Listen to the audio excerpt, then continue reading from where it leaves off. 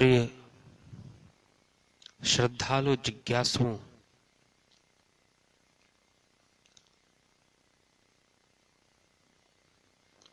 आध्यात्मिक प्रेरणा के अंतर्गत हमने अब तक श्रवण किया कि भगवान 4 प्रकार के भक्तों में ज्ञानी भक्त से ही प्रेम करते हैं, और हमने समझने का प्रयास भी किया कि ज्ञानी होने का क्या अर्थ है।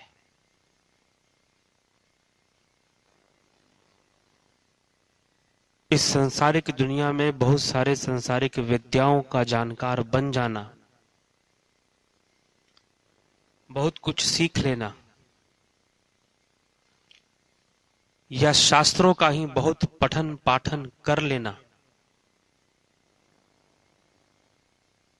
ये कोई ज्ञानी होने का प्रमाण नहीं है।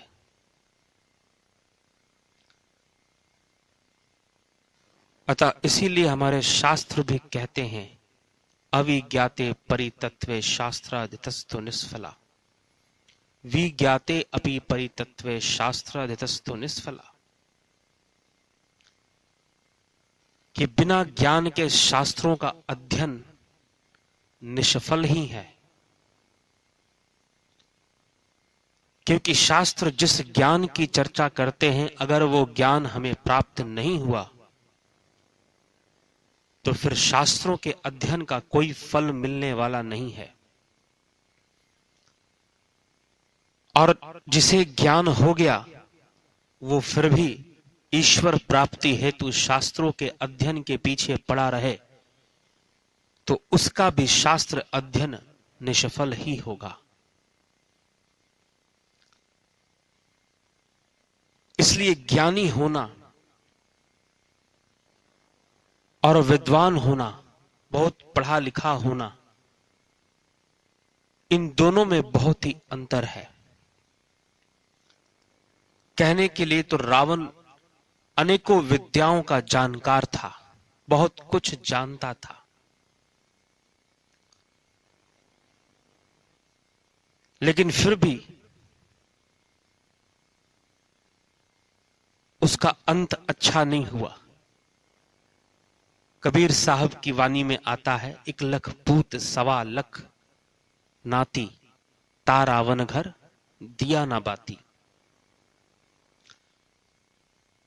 इतने उपाय विधानों का जानकार होने के बाद भी, इतने शास्त्रों का अध्ययन करने के बाद भी, इतनी तपस्या करने के बाद भी रावण मूर्ख ही रह गया। और ऐसा अंत हुआ, सब कुछ छिन गया। जिन वस्तुओं का वो लोभी था, लालची था, वो सब उससे छिन गया, सब कुछ नष्ट हो गया, कुछ बचा नहीं उसके पास, कुछ रहा नहीं उसके पास। इसलिए संसार में सांसारिक विद्याएं, उनको जान लेना, सीख लेना,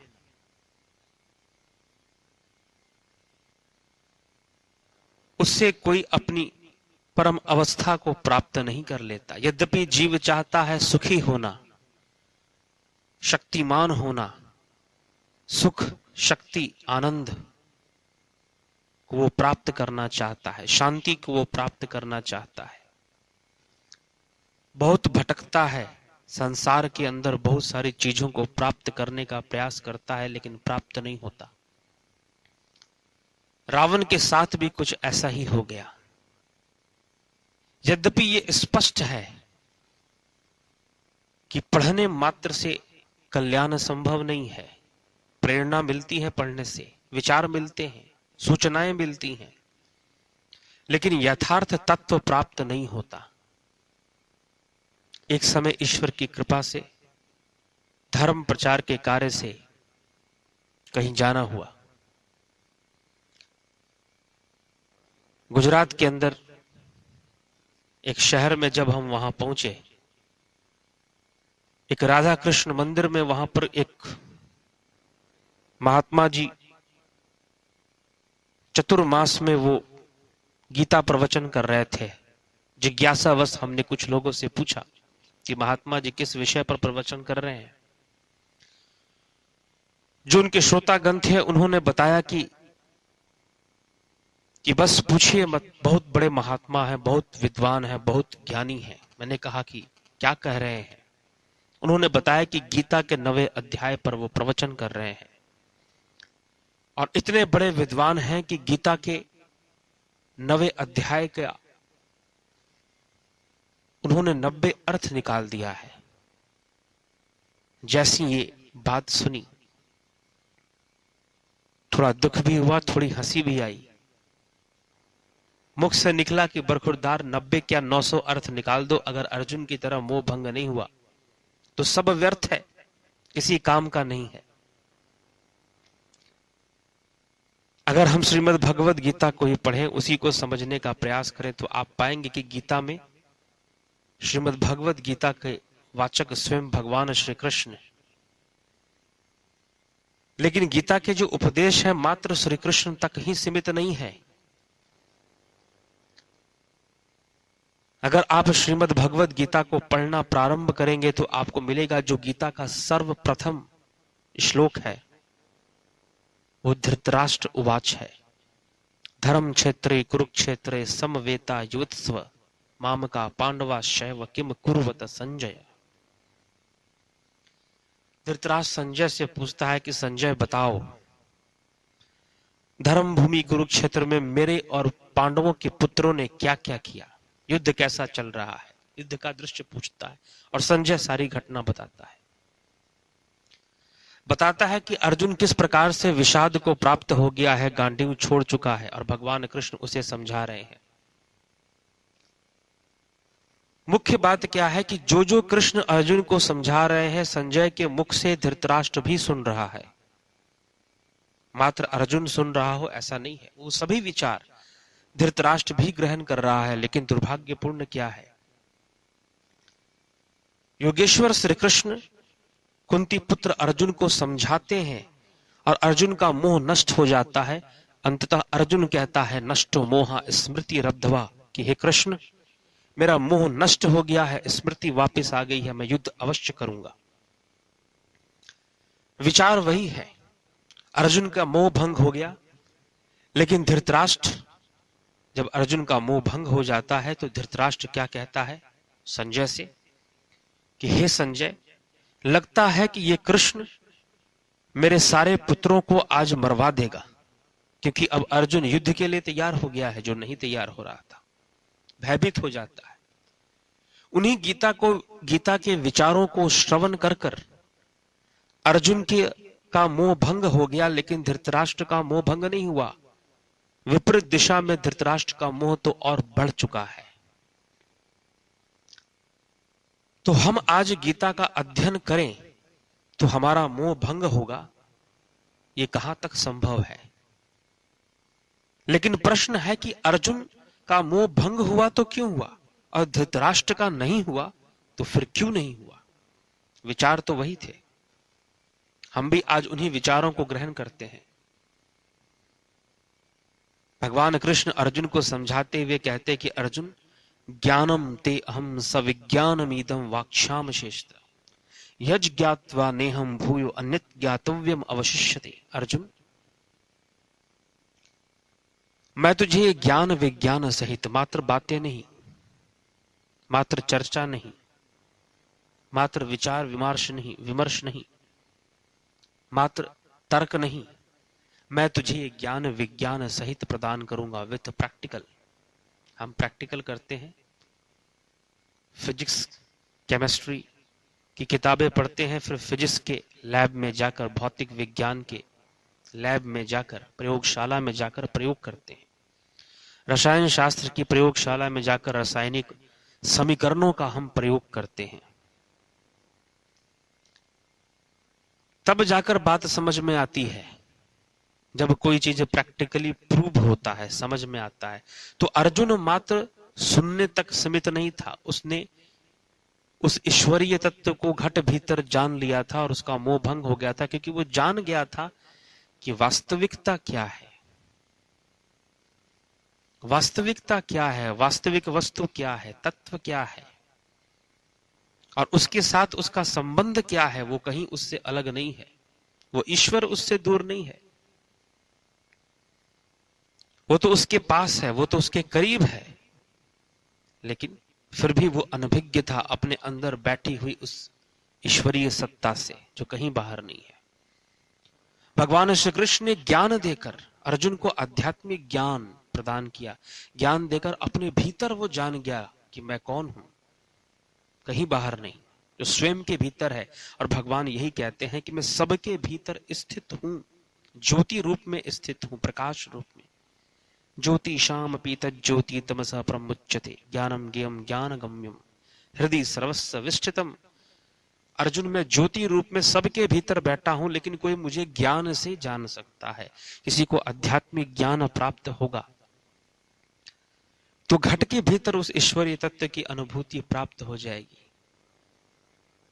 इसलिए ज्ञान जो ईश्वरीय तत्व का अनुभव करा दे, ईश्वरीय तत्व उसके लिए मात्र विचार विमर्श नहीं, तर्क का विषय ना होकर अनुभव का विषय बन जाए, उसका अभ्यास करे, वो जाने। और जब तक स्वयं के भीतर बैठे स्वयंभू को हम नहीं जान लेंगे, तब तक हमारे भीतर ज्ञान का प्रकाश नहीं होगा और हम ज्ञान मार्गी भी नहीं बन पाएंगे, ज्ञानी भक्त भी नहीं बन पाएंगे, ज्ञान मार्ग पर चलेंगे। ईश्वरीय तत्व को जानकर चलेंगे तो अवश्य ईश्वर के उस परम प्रेम को, दिव्य प्रेम को, अमृत स्वरूप जो प्रेम है, उसको हम प्राप्त कर पाएंगे, उसकी अनुभूति कर पाएंगे। सारे संशयों का, सारे भ्रमों का, सारे भेदों का नाश कर पाएंगे। नहीं तो मनुष्य का मन भ्रम में रहता है, भेद में रहता है, भक्ति को लेकर बहुत भ्रम में रहता है। ये करना चाहिए, ये नहीं करना चाहिए, वो करना चाहिए, वो नहीं करना चाहिए, ऐसे कर रहे हैं, ऐसे नहीं कर रहे हैं, गलती तो नहीं कर रहे कुछ। अनेकों प्रकार के संशय मन में व्याप्त रहते हैं। लेकिन जब ज्ञान प्रकट होता है, व्यक्ति ज्ञान के मार्ग का अनुगामी बनता है, धीरे धीरे सारे संशय जाते रहते हैं, धीरे धीरे सारे संशय नष्ट हो जाते हैं, सारे भ्रम दूर हो जाते हैं, और वो अपने जीवन को सफल कर पाता है, ईश्वरीय प्रेम को प्राप्त कर पाता है, ईश्वर को जान पाता है। इसी ज्ञान की खोज में एक बार राजा जनक, महाराज जनक की कथा आती है कि एक समय राजा जनक सो रहे थे, अपनी राजसैया पे सो रहे थे, निद्रा की अवस्था में थे।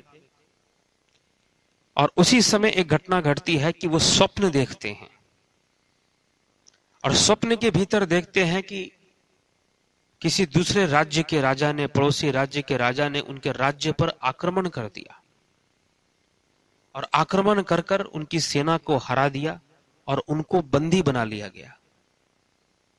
और जब राजा बंदी बना लिए गए तो शत्रु देश के राजा ने विजेता होकर आज्ञा दी कि जाओ, राजा को बंदी बनाकर ले आओ, मेरे सामने प्रस्तुत करो। सामने प्रस्तुत किया गया। जैसी राजा जनक उस शत्रु राजा के समक्ष, विजेता राजा के समक्ष प्रस्तुत होते हैं, तब वो राजा कहता है कि देखो, तुम राजा हो, इसलिए मैं तुमको मृत्यु दंड नहीं दूंगा, लेकिन मैं तुम्हें देश निकाला देता हूं। इसके राजसी वस्त्र और राजसी चिन्ह इसके देह के ऊपर से, इसके शरीर के ऊपर से हटाओ, इसे फटे पुराने कपड़े पहनाओ और देश के बाहर भेज दो, इस राज्य की सीमा के बाहर निकाल दो। उस शत्रु देश के राजा जो विजेता बन चुका था, उसने जैसी आज्ञा दी, उसके सैनिकों ने वैसा ही किया, और राजा जनक को भिखारी बनाकर राज्य की सीमा के बाहर छोड़ाए। उसके बाद वो भिखारी भीख मांगते हुए कभी इधर भटकता है, कभी उधर भटकता है। कई दिन निकल गए लेकिन भोजन प्राप्त नहीं हुआ, कुछ खाने को नहीं मिला। समय बीता, और जब समय बीता, एक दिन राजा जनक ने देखा कि किसी मंदिर के पास बहुत लंबी लाइन लगी है। ध्यान से देखा तो वहां भंडारा चल रहा है, लोगों को भोजन बांटा जा रहा है। और भोजन करने के उद्देश्य से जनक वहीं पहुंच गए, लाइन में खड़े हो गए। लेकिन जब तक उनका नंबर आया, उनका अवसर आया, भोजन समाप्त हो गया। खिचड़ी बांटी जा रही थी, लेकिन अब हांडी में कुछ भी नहीं था। भोजन बांटने वाले महानुभाव से उस भिक्षुक भिखारी ने कहा कि देखो, मैं कई दिनों से भूखा हूं, मुझे कुछ खाने के लिए दे दो। उस व्यक्ति ने कहा, उस सेवक ने कहा कि देखिए, मेरे पास अब कुछ भी नहीं है, सारी हांडियां खाली हो चुकी हैं, कुछ नहीं बचा है, ये आखिरी हांडी थी। जब तक आप मेरे पास पहुंचे तब तक ये भी खाली हो गई। अब भला मैं आपको क्या खिलाऊं, आपको क्या दूं? तब राजा जनक ने कहा कि इसमें कुछ तो होगा, ध्यान से देखिए, हो सकता है कि कुछ निकल जाए। तब उस व्यक्ति ने हांडी में हाथ मारा तो कुछ नहीं था, बिल्कुल खाली था। उसने कहा कि इसमें कुछ नहीं है, लेकिन अगर इसकी सतह को खरोचे गया तो कुछ भोजन आपको प्राप्त हो सकता है, खरोचने पर थोड़ा सा। तो उस व्यक्ति ने कहा कि ठीक है, आप मुझे खरोच कर ही दे दो, खुरच कर ही दे दो, जो खुरचन होगी मैं वही खा लूंगा। उसने क्या किया कि उस हांडी को खुरच दिया, और वो हांडी ही राजा जनक को, जो भिखारी बने हुए थे, उनको दे दिया।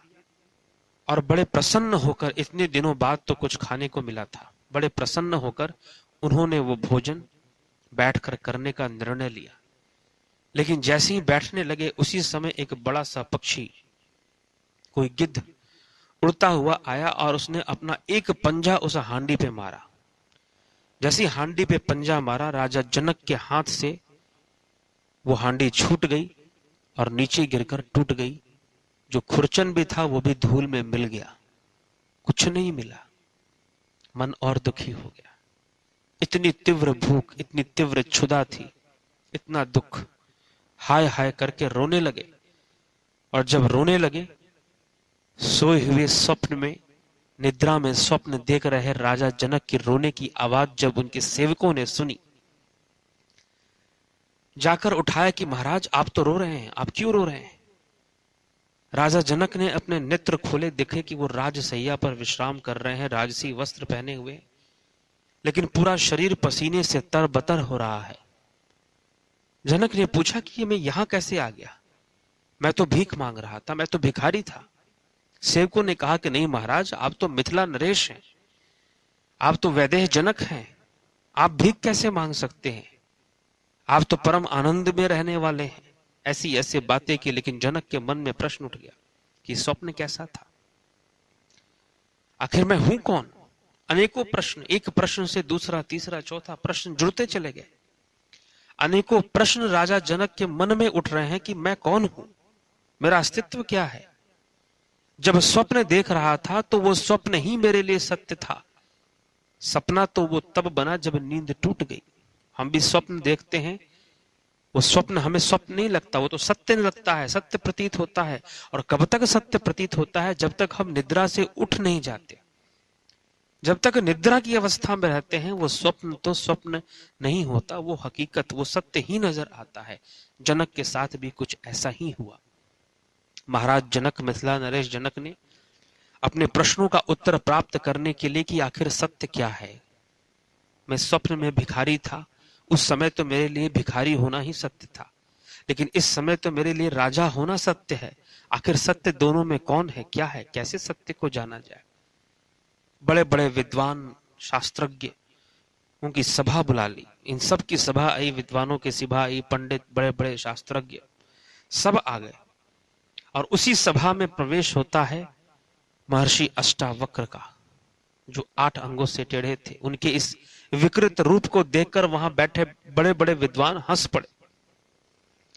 जब हंसने लगे, महर्षि अष्टावक्र ने कहा कि राजा जनक, चर्मकारों की सभा में बैठे हो और ज्ञान की बातें करना चाहते हो।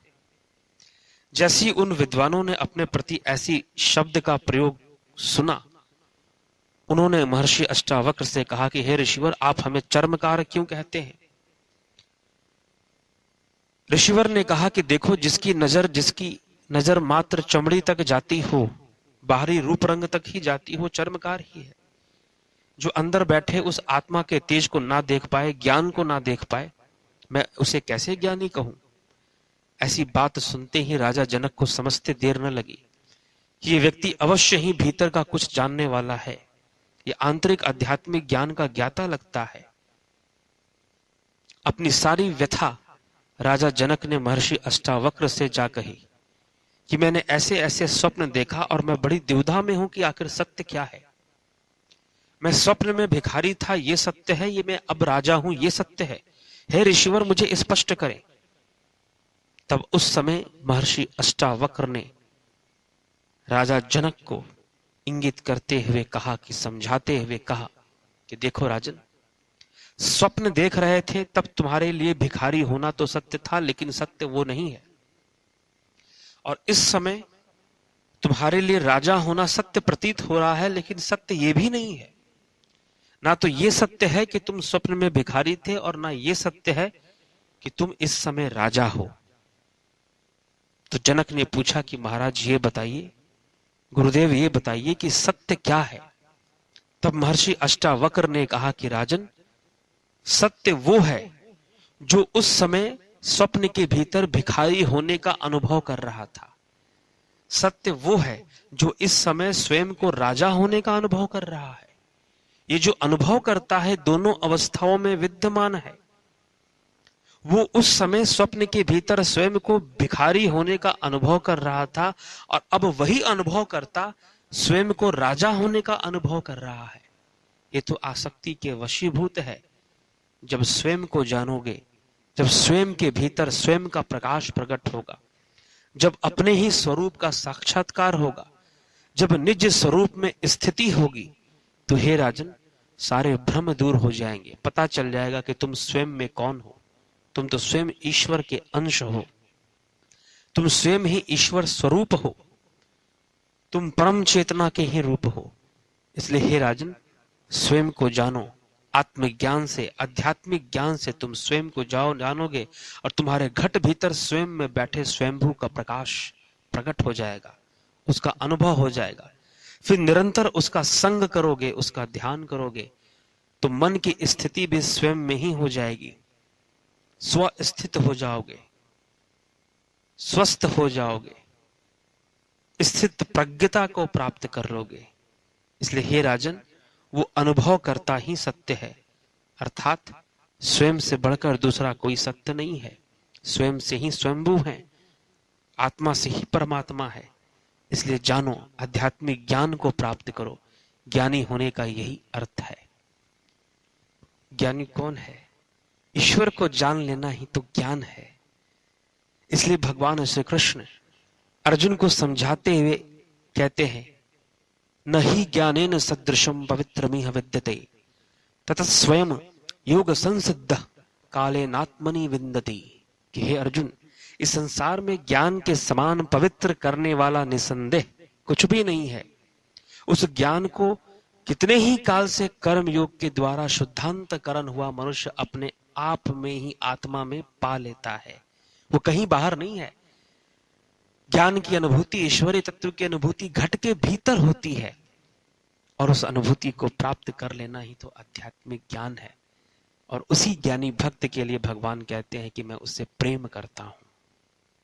और भगवान ऐसे ही ज्ञानी को परिभाषित करते हुए कहते हैं कि मैं ज्ञानी से प्रेम करता हूं, क्योंकि वो कहीं बाहर मुझे नहीं ढूंढता, निज में, निज हृदय में जानता है। निज हृदय में, कहीं बाहर नहीं ढूंढता। सूरदास जी की वाणी में इसी तथ्य को लिखा गया बड़ा सुंदर ढंग से। सूरदास जी कहते हैं, दर्शन दो घनश्याम नाथ मुरी अखियां प्यासी रे, मन मंदिर में ज्योत जला दो घट घट वासी रे। कि हे प्रभु, मुझे दर्शन तो दो, हे नाथ मुझे दर्शन तो दो, लेकिन कहीं बाहर नहीं, मुझे ऐसा दर्शन दो कि मन मंदिर में ज्योति जल जाए, मन मंदिर में दर्शन हो जाए। हे प्रभु, मुझे ऐसा दर्शन दो। और यही ज्ञान है, यही आत्म अनुभूति है, यही तत्व दर्शन जब घट के भीतर होता है, साधक को मार्ग मिलता है। ज्ञान के मार्ग पर चलने का मार्ग प्रशस्त हो जाता है। अब तो उसे चलते जाना है, उस साधना के मार्ग पर, उस ज्ञान के मार्ग पर। घट में जो प्रभु है उससे संबंध जोड़ लेना है, ऐसा संबंध कि हमारे जीवन के सारे समस्याएं और सारे प्रार्थनाएं और सारे संशय घट में बैठे उस प्रभु से दूर हो जाए। आवश्यकता है चलने की, अग्रसर होने की।